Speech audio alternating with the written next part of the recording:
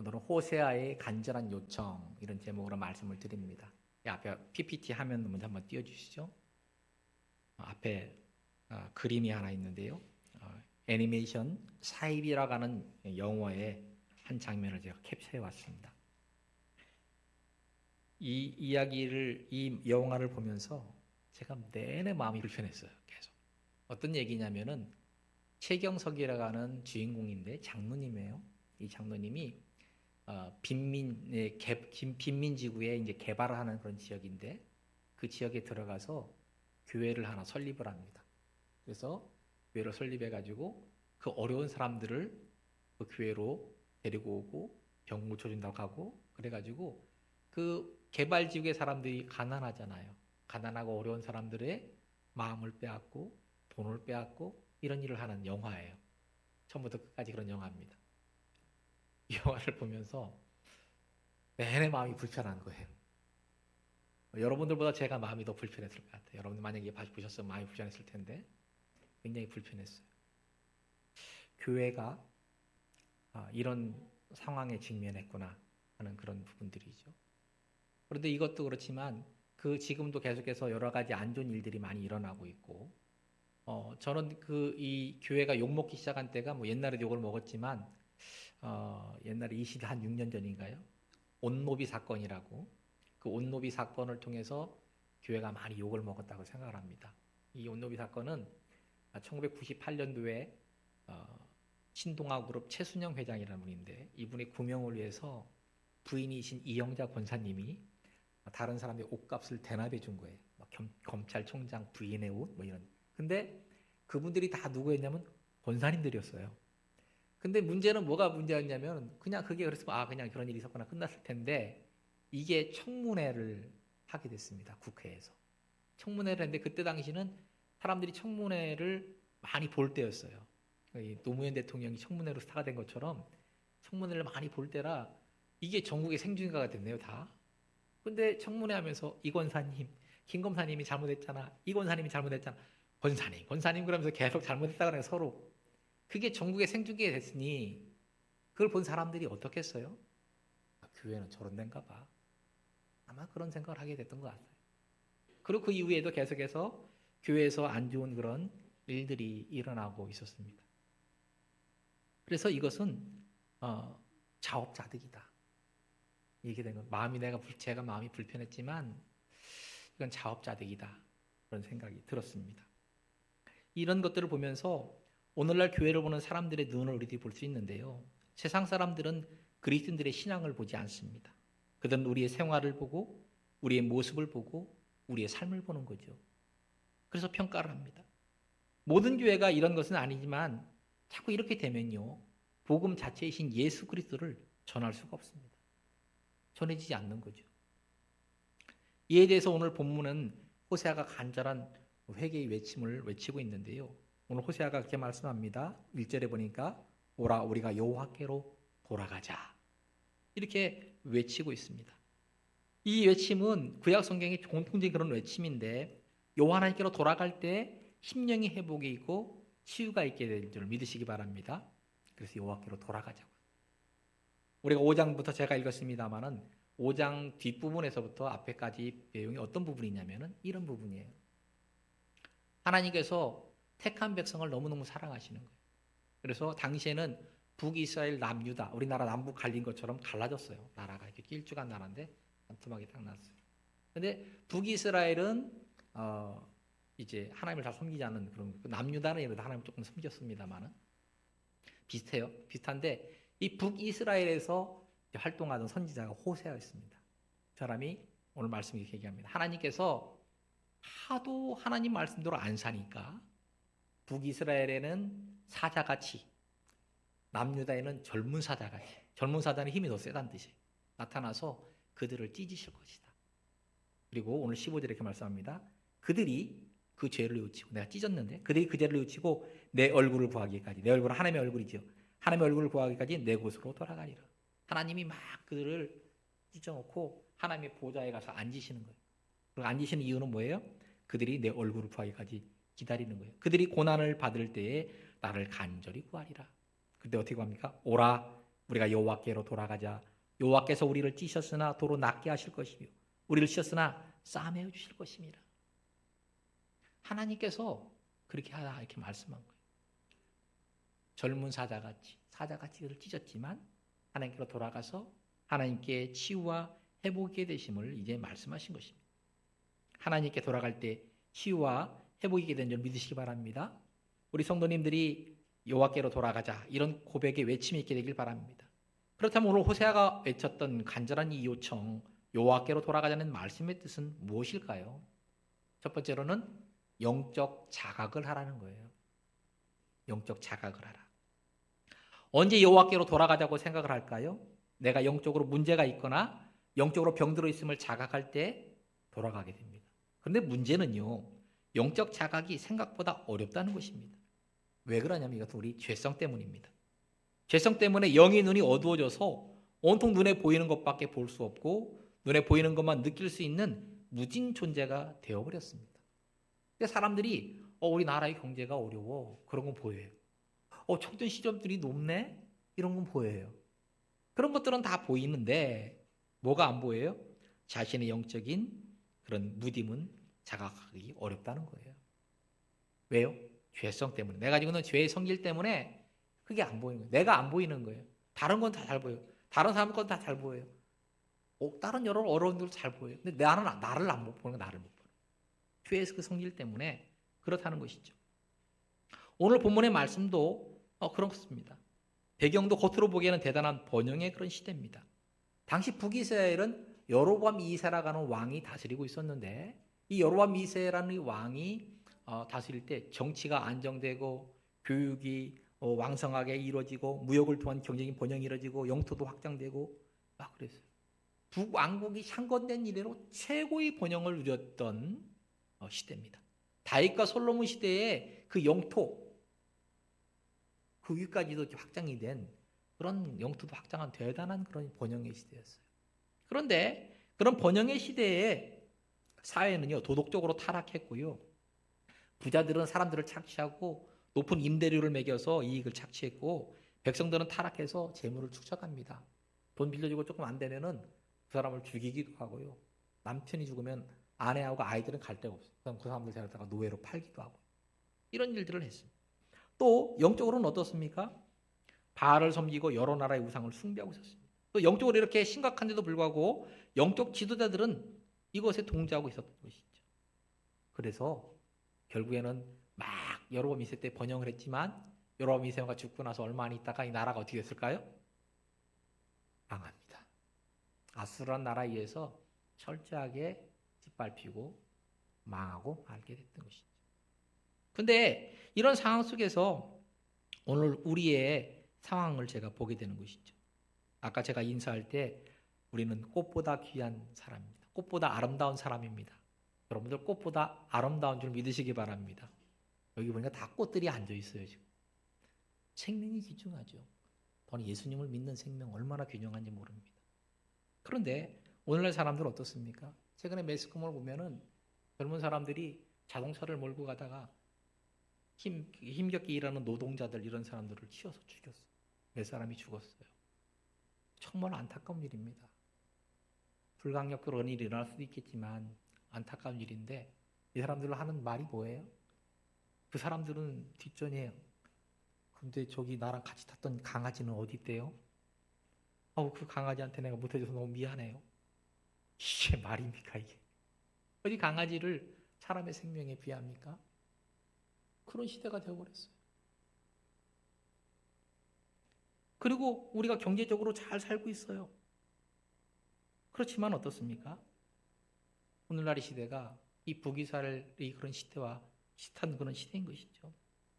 이에 대해서 하나님의 평가는 지식이 없어서 망한다, 분별력이 없어서 망한다라고 말씀합니다. 그래서 하나님께서 하나님의 아는 지식을 가지고 나가라 이렇게 말씀하신 것이죠. 그것이 하나님의 대안이었던 것입니다. 그런데 우리들은 어떻습니까? 돈이 되는 곳에는 혈안이 되고 손해를 안 보려고 노력해도 자신의 영이 피폐되는 것은 인식하지 못하고 있는 것이 우리의 슬픈 현실인 것이죠. 지식이 없음으로 망하는도다. 그들이 번성할수록 내게 범죄하니라고 했습니다. 번성할수록 내게 범죄하니? 여러분 잘 생각해 보십시오. 번성할수록 범죄한다. 잘 되는데 죄를 짓는다는 거죠. 그렇다면은 이 말씀 우리들이 잘 생각해 보면 범죄해도 번성할 수 있다는 거죠. 죄를 지어도 번성할 수 있다는 거예요. 우리 생각에는 잘 되면 하나님의 축복이고 하나님의 뜻이라고 생각을 합니다. 그러나 아니에요. 영적으로 병들었어도 하나님을 떠나 있어도 잘 될 수 있습니다. 영적으로 문제가 있어도 주변 사람들이 다 풀어할 수 있는 그런 사람이 될 수도 있습니다. 잘 돼도 영적으로 우리가 건강하지 않아도 잘 될 수도 있어요. 그런데 이 육적으로 잘 되면요, 이것은 영적인 면에서는 빨간불입니다. 육적으로 잘 나가는 것이 좋은 게 아니에요. 영적으로는 그게 빨간불인 것이죠. 호세아 7장 10절에 보니까 이렇게 말씀합니다. 이스라엘의 교만은 그 얼굴에 드러났나니 그들이 이 모든 일을 당하여도 그들이 하나님 여호와께로 돌아오지 아니하며 구하지 아니하도다. 이스라엘의 교만함이 얼굴에 드러났대요. 그들이 모든 일을 당해도 하나님께로 돌아오지도 않고 하나님께로 구하지도 않는다는 것입니다. 왜요? 무뎌져서, 교만해져서 못 온다는 거죠. 영적으로 무뎌지면 안 됩니다. 교회가 커지는 것하고 영적인 부흥은 아무런 관계가 없습니다. 여러분, 교회가 막 많아진다고 관계가 없어요. 오늘날의 교회는 그게 중요한 게 아니라 교회 구성원 한 사람 한 사람이 과연 하나님 앞에 어떻게 서고 어떻게 살아가느냐에 따라서 그 교회가 좋은 교회고 영적인 교회고 좋은 교회인 것이죠. 여러분이 영적인 자각이 있는 삶이 되시길 바랍니다. 그래서 하나님 앞에 우리 죄를 회개하고 자복하고 나가는 그런 귀한 은혜가 있게 되길 바랍니다. 두 번째로 호세아의 간절한 요청 속에서 우리가 얻을 수 있는 교훈은요, 하나님의 영향력 아래에 있는 삶을 살라는 거예요. 하나님의 영향력 아래에 있는 삶을 살라. 누구의 영향력을 받고 살아가느냐 하는 것이 중요합니다. 하나님께서 이 땅에 살아가는 동안 하나님의 영향력 아래에 있기를 원하신다는 것입니다. 여호와께로 돌아가자는 말은 절박한 하나님의 심정이 묻어나는 말씀입니다. 여러분들은 누구의 영향력 아래에 살아가고 있습니까? 누구의 영향력 아래에 놓여 있습니까? 그 영향력이 우리를 좌우합니다. 제가 얼마 전에 본 영화 가운데 연갓이라는 영화가 있었어요. 우리나라 영화인데 약간 재난 영화입니다만 가상으로 이렇게 만들어진 건데요. 사람들이 여름에 내과에 가서 이게 물놀이를 했는데 바이러스에 감염이 됐어요. 그 바이러스 이름이 연갓이에요, 연갓이. 근데 그 바이러스가 처음에 이제 들어왔을 땐 별 그 효과가 없다가 바이러스가 몸에 막 퍼지기 시작하면요, 사람들이 이 바이러스가 사람의 몸에 있는 영양분을 뺏어가고 사람의 몸에 있는 수분을 뺏어가는 거예요. 그럼 사람이 몸에 그런 일이 일어나면 사람이 어떻게 해야 돼요? 그럼 영양을 보충하기 위해서는 먹어야 되죠. 수분을 보충하기 위해서는 물을 마셔야 됩니다. 근데 이 연가시가 얼마나 이 바이러스가 센지 사람이 밥을 한 공기 두 공기 먹는 정도가 아니고요, 밥을 엄청나게 많이 먹는데 밥 통째 먹어요. 밥을 다 먹어도 배고픈지 몰라요. 물을 먹을 때도 이 생수통 이렇게 이런 거 있잖아요. 18리터짜리 그걸 빼가지고 그 물을 먹습니다. 근데도 갈증이 않는 것이. 밥을 많이 먹고 밥도 계속 먹고 물도 계속 먹고 어떻게 되겠어요? 죽는 거죠. 사람이 몸이 한계가 있는데 그렇게 계속 막 많이 먹어도 되고 물을 계속 많이 마셔야 되니까 죽죠. 물이 없으니까 냇가로 막 사람들이 가서 물을 먹고 냇가물도 부귀하니까 바다로 가서 바닷물을 먹는 사람도 더 빨리 죽죠. 그런 내용이 바로 이 연갓이라는 내용인데, 무슨 또 그 바이러스를 퇴치하기 위해서 뭐 약을 찾고 막 이런 얘기도 나옵니다. 그런데 결국 이들이 만족할 줄 모르고 계속 먹게 되니까 죽는 거죠. 근데 우리들의 삶도요, 신앙적으로 볼 때 연갓이에 감염이 되어 있는 것 같아요, 사람들이. 예수님 믿는 사람인데도 불구하고 연갓이에 감염이 되어 있어요. 내 이익을 위해서 더 막 이렇게 그런 갈증이 있는 그런 삶을 살아가고 있다는 것입니다. 먹고 마시는 문제는 이미 해결이 됐잖아요. 그런데 계속 갈증 있는 삶을 살아가고 있다는 거죠. 70년대 당시만 해도 제가 초등학교 다닐 때인데 제 집 앞에 쌀집이 있었어요. 그러면 70년대니까 저녁 때쯤 되면은 거기 제가 쌀집 앞에 이렇게 따뜻한데 자랗게 많이 앉아 있었는데 보면은 이렇게 봉다리라 이제 봉다리 요만하게 종이봉지 거기다 쌀 한 대 팍 그리고 오른손에는 새끼줄을 이렇게 꽈가지고 연탄 한 장 그거 해가지고 가는 거예요. 쌀 한 봉지 연탄 한 장 갖고 들어가는 게. 그 아저씨 맨날 그러고 가요. 그럼 집에 가서 그거 불 펴서 밥 먹고 방에서 자고서 다음날 아침 또 일 가죠. 다음날 오면 또 사가요. 그렇게. 그 일질이 맨날 그렇게 살았어요. 하루하루가 먹고 사는 문제가 고달팠어요. 그때는. 근데 지금은 먹고 사는 문제에 고달픈 사람이 있어요? 지금은 다 살 뺀다고 그러죠. 전부 다 그러면 다 다이어트 한다고 그래요. 왜? 너무 많이 먹어서. 왜냐면 안 빼면 병이 되니까 몸에서. 그런 시대가 됐어요. 이미 하나님께서 먹을 것을 풍족하게 주셨어요. 그런데도 우리들은 계속 갈증을 가집니다. 돈에 대한 갈증, 내 이익에 대한 갈증 이런 것들을 가지고 살아가는 것이죠. 잘못된 그런 갈증을 가지고 살아가는데 이 갈증이 어떤 것인지 우리 점검해 봐야 돼요. 이게 하나님의 욕망을 위한 것인지 내 욕망을 위한 것인지 나의 이익을 위한 것인지 그런 것들에 점검을 해야 되죠. 그래서 내가 누구의 영향력 아래 사냐 하나님의 영향력 아래에 살고 있는 삶을 살아야 되는데 어떤 것의 영향력을 가지고 사느냐 하는 것이죠. 또 무엇보다도 우리가 우리 정체성을 살펴봐야 되는데요. 우리가 어떻습니까? 요한복음 2장 15절에 보니까 이렇게 말씀합니다. 요한복음 2장 15절에 보니까 이 세상이나 세상에 있는 것들을 사랑하지 말라. 누구든지 세상을 사랑하면 아버지 사랑이 가리지 아니하니 이는 세상에 있는 모든 것이 육신의 정욕과 안목의 정욕과 이생의 자랑이니 다 아버지께로부터 온 것이 아니요 세상으로부터 온 것이라. 다른 말로 말하면 십자가의 사랑이 나를 지배하기를 원하시는 것이 하나님의 뜻인 줄 믿으시기 바랍니다. 예수님의 십자가의 사랑으로 우리가 삶을 살아가야 돼요. 그 영향력 아래 삶을 살아가야 됩니다. 왜 그렇습니까? 주님이 우리를 사랑하시고 우리를 하나님의 자녀로 삼아주시기 때문에. 고린도서 6장 19절 20절에 보니까 우리의 정체성에 대해서 말씀합니다. 이렇게 말씀해요. 너희 몸은 너희가 하나님께로부터 받은 바 너희 가운데 계신 성령의 전인 줄 알지 못하느냐. 너희는 너희 자신의 것이 아니라 값으로 산 것이 되었으니 그런즉 너희 몸으로 하나님께 영광을 돌리라. 너희 몸은 너희가 하나님께로부터 받은 바 우리의 생명은 누가 주신 거예요? 하나님. 그렇잖아요. 하나님으로부터 받은 바 우리 몸을 하나님께서 우리 생명 주셨어요. 또 하나 볼까요? 너희 가운데 계신 너희 가운데 계신 성령의 전인 줄 알지 못하느냐. 우리가 뭐라고요? 우리가 성령의 전이라는 거예요. 성령의 전. 우리는 예수님이 피값으로 말미암아서 값으로 산 것이 됐기 때문에 우리는 우리 자신의 것이 아니라 누구 거예요? 하나님 거죠. 하나님 거.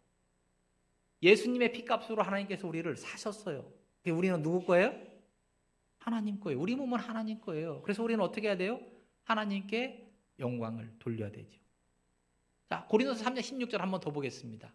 여기 보니 이렇게 말씀합니다. 너희는 너희가 하나님의 성전인 것과 하나님의 성령이 너희 안에 계시는 것을 알지 못하느냐. 그러죠.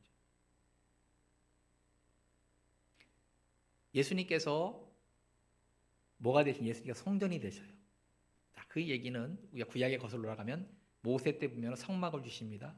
성막을 주셔서 쭉 내려오다가 다윗과 솔로몬 때 하나님이 성전을 주셨어요. 그 성전이 또 파괴되었다 다시 수룹바벨 때 또 성전이 건축되고 또 예수님 당시에도 성전이 있었어요. 그래서 성전은 왜 사람들이 그곳 가서 예배를 드리면 그곳에 누가 계시기 때문에? 하나님이 계시기 때문에. 하나님이 임재해 계신 곳이 성전이에요. 하나님이 그곳에 떠나시면 아무런 의미가 없어요. 다윗과 솔로몬 성전 때도 에스겔의 환상에 보게 되면 에스겔이 환상 보니까 하나님이 성전에서 떠나가셨어요. 그리고 나서 성전이 파괴가 됐어요. 무너졌어요. 완전히 없어졌어요. 왜? 하나님이 임재해 계시지 않으면 성전은 의미가 없으니까. 근데 예수님이 오셔서 뭐라고 했어요? 예수님이 너희들이 성전을 헐어라. 3일 만에 내가 다시 일으키리라. 예수님이 자신의 몸을 가리켜서 말씀하신 건데 구약에서부터 말하는 성전이 곧 누구를 가리키는 거였어요? 예수님을 가리키는 거예요. 예수님이 성전이에요. 그런데 우리는 누굴 믿어요? 예수님을 믿죠? 예수님 안 믿으신 분 계셔요? 예수님을 믿습니다. 예수님을 믿으면은 성전이신 예수님이 우리 안에 계신 거예요. 그럼 우리가 뭐가 되는 거예요? 우리가 성전이 되는 거예요. 여러분의 몸은 성전인 줄 믿으시기 바랍니다. 여러분의 몸이 성전이기 때문에 우리의 몸이 하나님 거기 때문에 소중히 다뤄야 돼요. 우리 몸은 함부로 다루면 안 돼요. 우리 몸을. 그렇죠? 그래서 어떤 목사님들 그런 얘기 하시더라고. 어떤 분은 막 성전인데 말이야. 입을 아궁이 삼아가지고 막 불 뗀다고 그렇게 표현하는 분들 계신데, 그렇게 하면 안 된다면 이제 그렇게 표현하시죠. 우리 몸은 성전이에요. 왜? 예수님이 우리 안에 계시기 때문에. 하나님의 꽃입니다. 그럼 우리는 어떻게 돼요? 하나님께 영광을 돌려야 되잖아요. 하나님의 영향 아래서 살아야 되잖아요. 그런데 하나님의 영향에 살아가는 것이 아니라 어떻게 살아가요? 내 마음대로, 내 이익을 위해서 살아요. 오늘 호세아가 간절히 외치는 이 요청함 속에는 뭐가 들어있어요? 하나님의 영향 아래서 살아라. 여호와께로 돌아가자는 말은 하나님의 영향 아래서 살아야 한다는 것을 말씀하고 있는 줄 믿으시기 바랍니다. 그리고 세 번째로 하나 더 우리들이 묵상해 볼 수 있는 것은요, 삶 속에 순결함이 있어야 된다는 거예요. 여호와께로 돌아가자는 이 호세의 간절한 요청 속에는 삶의 순결함이 있어야 한다는 것이죠. 호세아 5장 4절을 보면 그들의 행위가 그들의 하나님께로 돌아가지 못하게 하나니 그것은 음란함 때문이다. 그랬습니다. 이 음란함은 영적으로나 육적으로나 음란함을 말하는. 하나님을 떠나 있는 것도 음란함이에요. 영적으로 음란. 그리고 인간의 삶 속에서 음란한 것도 음란함이죠. 이런 내면의 음란한 마음이 있으면 하나님께로 돌아갈 수가 없게 되는 것이죠. 우리 세대가 자녀들에게 이런 모습을 보여준다면 부끄러운 일입니다. 어떤 한 청년이 자기 교회 담임 목사님 말고 다른 목사님에게 이 상담을 요청했어요. 근데 제가 어떻게 했으면 좋겠냐고. 이 청년이 이 교회 근처에 살다가 거기서 이제 신앙사 열심히 하는 가운데 이제 교회에서 이제 지금으로 말하면 구역장 같은 거라는 거예요. 청년 구역장. 그래서 청년 구역원들을 이렇게 돌보는 일을 했는데 집이 이사를 갔어요. 1시간 반 떨어지는 집으로 이사를 갔어요. 근데 거기서 이제 열심히 그래도 옵니다. 왔다 갔다 하면서. 왜? 자기 구역원들을 잘 돌봐야 되니까, 구역장이니까. 그런데 교회에서 문제가 생겼어요. 목사님이 그 교회 권사님하고 바람이 났어. 그러니까 이 청년이 너무 답답하니까 자기 목사님하고 얘기 못할 일이잖아요. 딴 목사님들한테 가가지고 상담 요청하라고. 어떻게 했으면 좋겠냐고. 참 안타까운 일인데 그 목사님은 진짜 연자맥돌 목에 메고 바다에 빠지는 게 나을 것 같아요. 그렇죠? 그 성도에게 얼마나, 젊은 청년성이 얼마나 그 마음에 상처를 주는 일이에요, 그게. 그런 일을 하고 있다는 상황. 그래서 영적으로나 육적으로나 순결한 삶이 있어야 됩니다. 전에 우리 목사님들 몇 분 계셨는데, 교제하는 목사님들하고 있는데 우리 아들이 좀 이렇게 성격이 좀 밝아요, 큰 애가. 둘째, 셋째는 안 그런데. 근데 얘가 막 얘기하다가 뭐 무슨 물어본 것도 아닌데 그런 얘기를 했어요. 저는요, 세상에 제일 존경하는 게 저희 아빠예요. 그러는 거예요. 제가 그 얘기 듣고 너무 좋은 거예요. 목사님들 계신데 안 물어봤는데 지가 우리 제일 좋아하는 존경하는 사람이 아빠라고 하는 거예요. 야, 너 근데 또 빈말 아니지? 빈말 아니에요. 그래서 이제 운전을 이렇게 하는데 운전을 제가 가르쳐 줬거든요. 운전 연습을 하면서 제가 쭉 이제 한 바퀴 돌면서 얘기했어요. 야, 너 그때 얘기한 거 너 그때 그냥 아빠 기분 좋으라고 한 말이지? 했더니 아니에요. 정말이에요. 했더니 왜? 그랬더니 밖에 나가서 친구들하고 지내다 보면은 집 얘기를 한대요. 이제 고등학교 때도 그렇고 뭐 일단 우리 아빠 우리 엄마는 막 일에 막 집에 들어가지 막 그런데요. 이제 근데 자기는 이제 아빠하고 엄마가 하는 그런 얘기를 이렇게 쭉 하고 들어오면은 우리 엄마 아빠 같은 사람이 없다는 거야. 우리 엄마 아빠 같은 사람이 없다는데요. 정말로 우리 엄마 아빠 같은 사람은 없는 것 같다는 거예요. 정말로 저렇게 살아야 되나 그런 마음이 든대요. 그래서 정말로 아빠를 내가 존경하게 됐다고 그러는 거예요. 근데 고맙다 그랬죠. 고맙다고 했는데 한편으로는 그런 생각이 또 드는 거예요. 이게 고마운 얘기긴 하지만 내가 죽는 날까지 이 아들에게 부끄러운 아빠가 되지는 말아야지. 그런 마음이 드는 거예요. 그래서 이 아들에게, 이 자녀들에게 부끄러운 그런 사람은 되지 말아야 되겠다. 그런 마음이 드는 거죠. 그래서 정말로 오늘 말씀처럼 삶의 순결함이 있는 삶을 살아가야 되겠구나. 그런 마음이 든 것입니다. 그게 우리의 여호와께로 돌아가는 그런 삶인 것이죠. 오늘 호세아가 그렇게 외쳤습니다. 간절하게 요청합니다. 여호와께로 돌아가자. 영적 자각을 하고 하나님 앞에 회개하자. 하나님의 선한 영향 아래에 삶을 살자. 삶의 순결함이 있는 삶을 살자. 이렇게 외치고 있습니다. 여러분들도 이런 은혜의 삶을 살아가시길 바랍니다. 그리고 그 은혜의 삶을 살아가는데 이 영적인 우리 이 예수님께라는 공동체에서 이제는 내가 영혼을 돕고 있는 그런 사람, 내가 영혼을 돕는 데 마음을 쓰고 있는 그런 사람으로까지 발전할 수 있는 그런 믿음이 되기를 바랍니다. 오늘 말씀을 묵상하면서 여러분들이 영적으로 자각하고 주님의 영향력 아래에서 살아간 순결한 삶을 살아가면서 하나님의 마음을 흡족하게 드리는 우리 예수님께 성도님들이 다 되어지시기를 주님의 이름으로 부탁을 드리면서 오늘 말씀을 드렸습니다.